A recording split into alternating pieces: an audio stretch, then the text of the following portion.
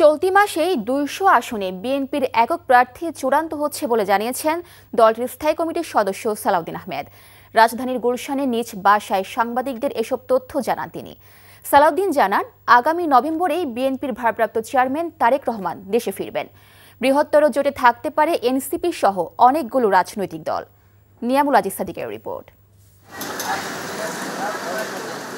ত্রয়োদশ জাতীয় নির্বাচনের বাকি মাত্র ৩ মাস।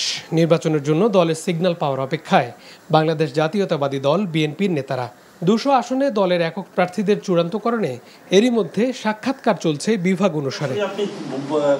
শুক্রবার নিজ বাসায় জ্যেষ্ঠ নেতা সালাউদ্দিন আহমেদ জানান, এ মাসে ২০০ আসনে প্রার্থীদের গ্রিন সিগন্যাল দিবে বিএনপি। আর ফ্যাসিবাদ বিরোধী ও জোটবদ্ধদের জন্য আসনও রাখা হবে।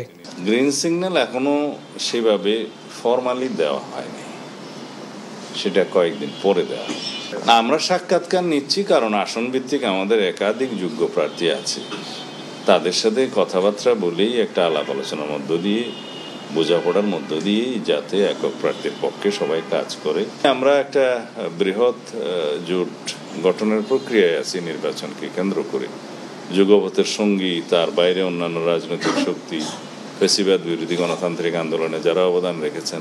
গণপ্রতিনিধিত্ব অধ্যাদেশের নতুন সংশোধনীর খসড়াতে জোটবদ্ধ ছোট দল বড় দলের প্রতীক নিয়ে নির্বাচন করতে পারবে না, এমন সিদ্ধান্তে ছোট দলগুলো জোটবদ্ধ হতে আগ্রহী হবে না বলে বিশ্বাস সালাউদ্দিনের।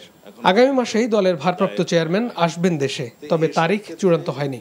আমাদের দলের মাননীয় ভারপ্রাপ্ত চেয়ারম্যান আপনারা খুব শিগগির জানতে পারবেন নির্ধারিত তারিখ। আশা করি নভেম্বরের মধ্যেই তিনি ফিরবেন। কিছু কিছু রাজনৈতিক দল আছে, যেমন বলতে শোনা যায় যে ছোট দলের বড় নেতা জাতীয় সংসদে যদি অভিজ্ঞ রাজনীতিবিদরা যান তাহলে সেটা জাতির জন্য কল্যাণকর। আওয়ামী লীগ ছাড়া জাতীয় পার্টি নির্বাচন করলে কোনো সমস্যা দেখছেন না বিএনপির এই শীর্ষ নেতা।